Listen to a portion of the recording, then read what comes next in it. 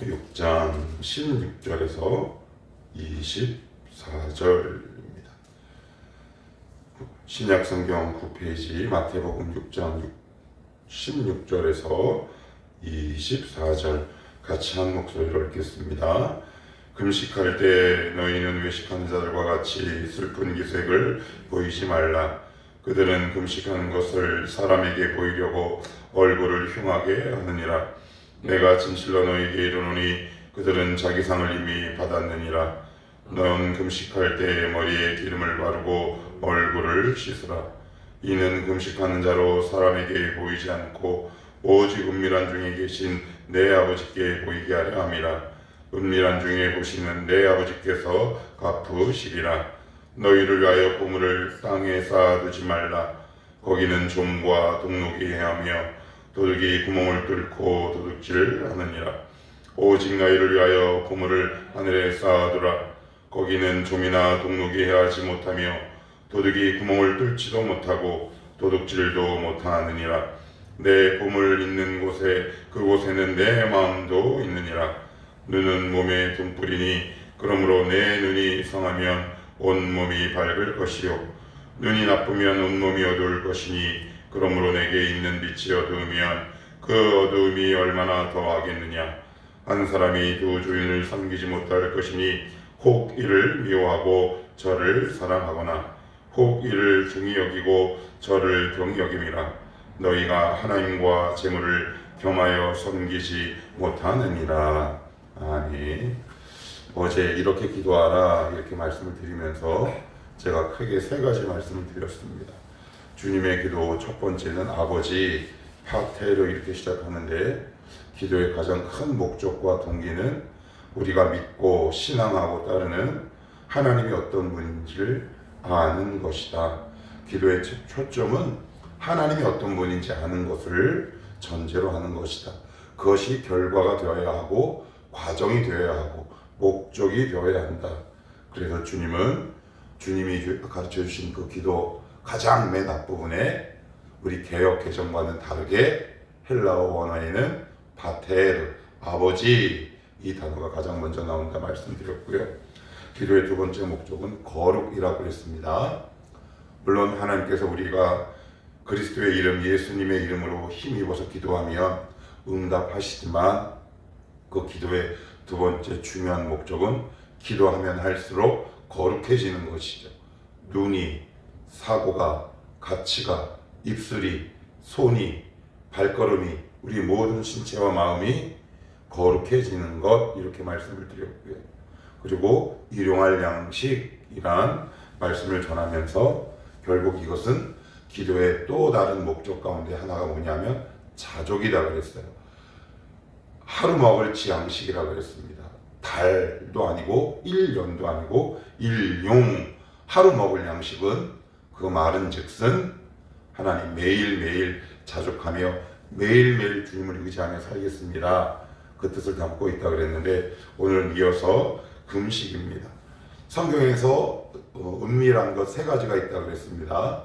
구제, 그 다음에 기도, 세 번째가 금식 기도. 이 정도는 여러분들이 알고 계시면 좋을 것 같습니다. 성경에서 공식적으로 은밀하게 할 것 세 가지, 구제, 기도, 금식입니다.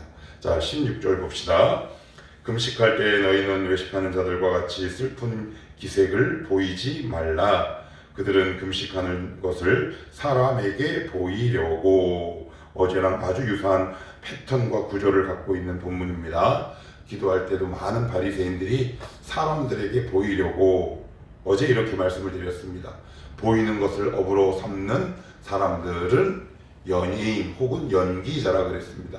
그래서 제가 연기하지 말아야 한다. 신앙은 연기하는 것이 아니다. 그래서 오늘 금식 기도를 우리 주님이 알려주시면서 사람에게 보이려고 하지 말라. 이것도 역시 연기하지 말라. 연기는 진실성이 없죠. 연기 가지고 누군가를 변화시킬 수 없다. 그러면서 약간은 좀 무서운 말씀으로 16절 이렇게 마무리하는데, 그들은 자기 상을 이미 받았다. 더 이상 받을 게 아무것도 없다. 이렇게 말씀하시면서 17, 18절은 너는 금식할 때 머리에 기름을 바르고 얼굴을 씻으라. 이는 금식하는 자로 사람에게 보이지 않고 은밀한 중에 계신 내 아버지께 보이게. 보이는 대상이 다른 거죠.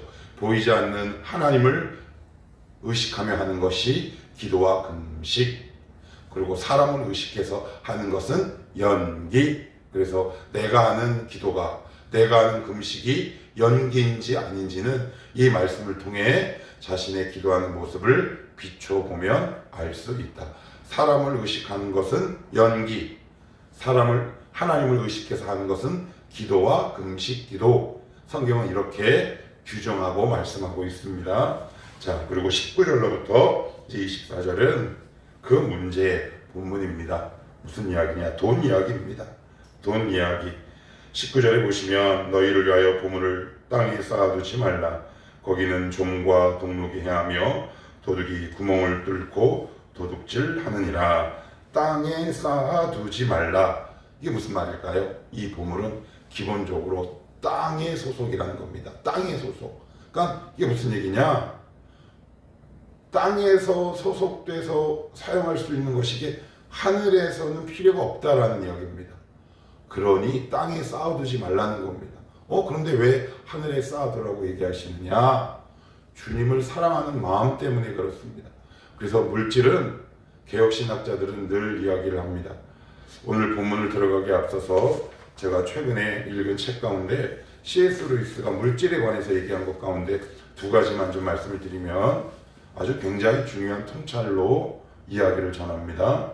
C.S. 루이스는 스크루테이프의 편지와 그의 저서 다수의 책에서 이렇게 얘기합니다. 부유함의 위험성. 인간은 부유할 때 하나님을 잊게 합니다. 하나님의 필요를 잊게 하는 위험이 바로 많은 돈을 소유하는 위험 중 하나입니다. 돈이 줄 수 있는 종류의 행복에 대해 아주 만족하게 되어 하나님의 필요성을 깨닫지 못하게 되는 것입니다. 이렇게 얘기합니다. 이게 굉장히 놀라운 진술입니다.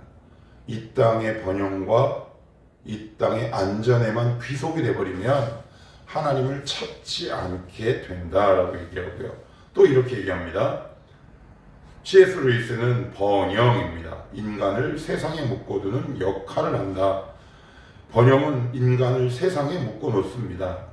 그는 세상에서 자기 자리를 찾고 있다고 느끼지만 사실은 세상이 그 사람 안에서 자기 자리를 찾고 있는 것입니다. 더 쉽게 얘기하면 이런 거예요. 우리가 물질이 이렇게 차곡차곡 쌓이면 나 이제 정상적으로 이 세상에서 잘 살아 이렇게 생각하기 쉬운데 오히려 그게 아니라 세상이 내 안에 들어오는 거다라고 얘기합니다. 여기에 대한 저항을 할 수 있는 사람은 저는 유독 그리스도인만 가능하다 싶습니다. 그러나 이미 이 조국 교회인 대한민국 교회는 번영신앙에 물들어서 물질에 대해서 저항하는 사람을 찾아보기가 굉장히 드문 것도 역시 사실입니다. 저를 비롯한 다수의 목회자들, 성도들은 말할 것 없고 번영신앙에 물들어 못 사는 것은 저주, 잘 사는 것은 축복이라는 이 이중 논리에 다수의 사람들이 물들어 있죠. 그래서 여기에서 어떻게든 벗어나 보려고 하는 것이 우리들의 입장이고 본심입니다. 그러나 성경은 그렇게 이야기하지 않는다. 그러면서 좀 더 말씀을 보시면 20절에 오직 너희를 위하여 보물을 하늘에 쌓아두라. 거기는 좀이나 동록이 해하지 못하며 도둑이 구멍을 뚫지도 못하고 도둑질도 못하느니라. 물질에 관해서 오해하지 말아야 할 부분은 물질은 가치 중립적이라고 제가 이미 여러 차례 말씀드렸습니다. 돈이 무슨 인격이 있겠습니까? 돈 자체는 나쁘고 좋은 가치가 없습니다. 어떤 가치도 없는 무가치한 것이죠. 그러나 그것에 인간이 가치와 의미를 부여하니까 물질이 살아서 생물이 되게 됩니다. 그래서 우리를 지배하죠. 다수의 사람들은 물질에 의해 지배를 받습니다. 그런데 그 지배받는 것이 왜 위험하냐면 21절입니다. 내 보물 있는 그곳에는 내 마음도 있느니라. 내 보물이 있는 그곳에 내 마음, 네 돈이 있는 곳에 내 마음이 있다라는 것은 전부가 물질에 가 있다라고 얘기합니다. 물질에 모든 관심이 가 있습니다. 그러면 물질에 모든 관심이 가 있을 때 어떤 신앙의 현상들이 벌어지느냐. 22절입니다. 눈은 몸의 등불이니. 갑자기 보물, 물질, 돈 이야기 하시다가 갑자기 눈은 몸의 등불이니 본문과 전혀 관계없는 듯한 비유를 드십니다. 이게 무슨 얘기냐? 눈은 우리가 걸어가는데 아주 중요합니다. 그래서 우리가 이런 표현을 쓰죠. 눈이 감겼다. 쟤는 눈이 좀 흐리다.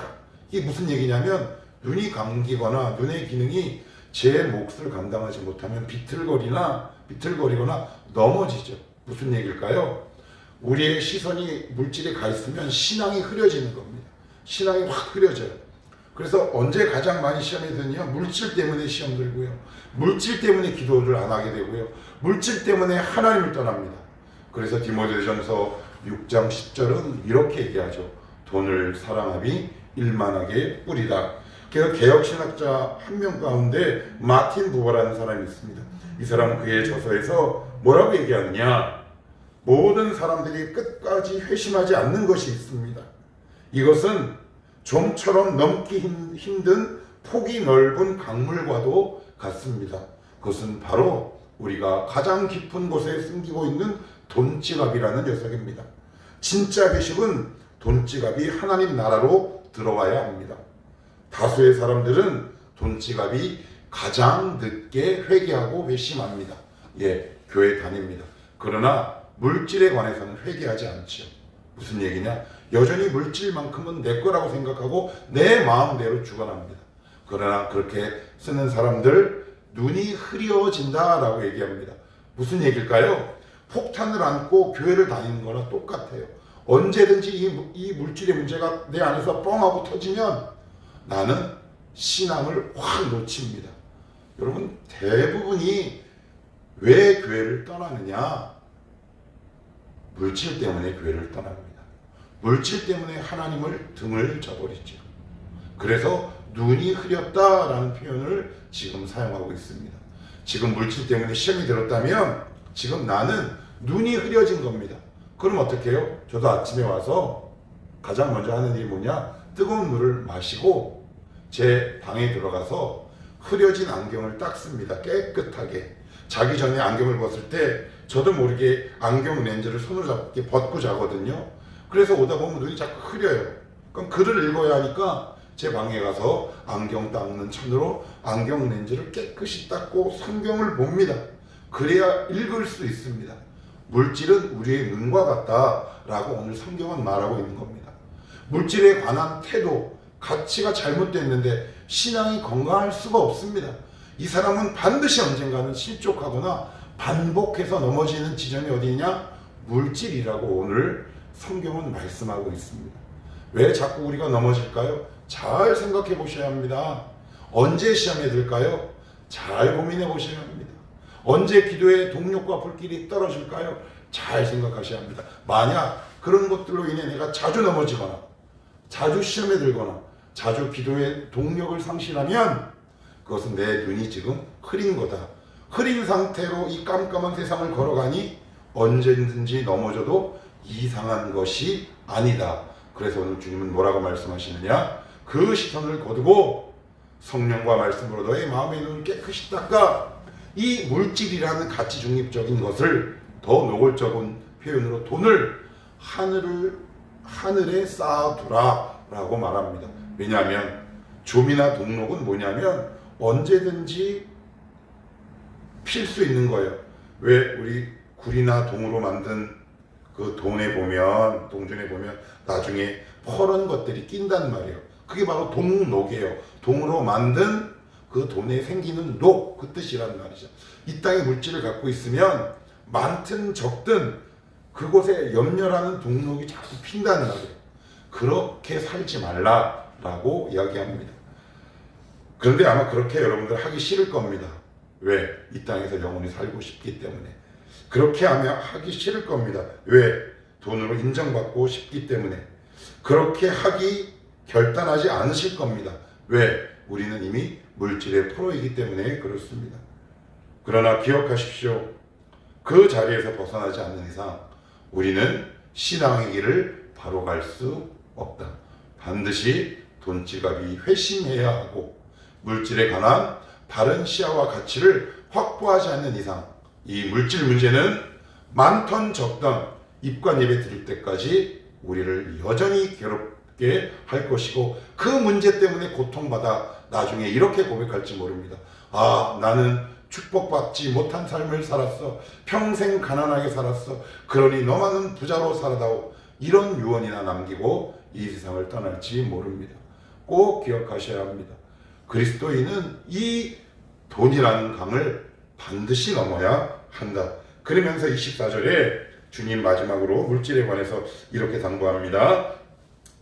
한 사람이 두 주인을 섬기지 못할 것이니 혹 이를 미워하고 저를 사랑하거나 혹 이를 중히 여기고 저를 경히 여김이라. 너희가 하나님과 재물을 경하여 섬기지 못하느니라. 여기서 섬긴다라는 말은 헬라어 둘로스라는 말인데 여기서 보통 섬기다라는 헬라어 단어가 두 개가 있어요. 하나는 디아코니아, 이건 자발적인 충성심에서 섬기는 거고, 둘로스라는 말은 강제적으로 이렇게 딱 귀속되어 있는 거예요. 그러니까 거기에 이렇게 끌려가는 거예요. 하나님은 내가 자발적으로 섬겨야 하는 존재고 물질은 끌려갈 수밖에 없는 존재다 라고 오늘 말하고 있는 거예요. 어떤 것이 더 강력할까요? 현실적으로 돈에 예속되거나 귀속되는 힘이 더 강합니다. 오늘 그렇게 말씀하고 있는 겁니다. 돈이 아마 너희들을 꽉 붙들고 살 것이다. 그런데 그 삶은 아마 종 같은 삶을 살 것이다. 많으면 많은 대로 고민하고 염려하고, 적으면 적은 대로 고민하고 염려할 것이다. 그래서 너희가 많든 적든 그 물질로부터 자유하는 신앙을 살아가는 삶. 어떻게 그게 가능해요? 아까 제가 말씀을 드렸잖아요. 이미 한국교회는 그 동력을 상실했다고. 기억하십시오. 물질을 극복하지 못하면 더 깊은 신앙으로 나아갈 길이 없습니다. 물론 깊은 신앙으로 가실 마음도 없겠지만 아무튼 그렇습니다. 여러분들이 만약 물질 때문에 늘 곤고하고 괴로워한다면 내가 지금 이 부분을 넘지 못하고 있구나 라고 깨달으시고 이 물질과 씨름하셔야 합니다. 그래서 이 돈지갑이 넘어오지 못한 그 회개의 강을 넘어올 수 있도록 오늘도 여러분들이 하나님과 씨름하다가 돌아가시는 이 자리가 되기를 축복합니다. 기도합시다.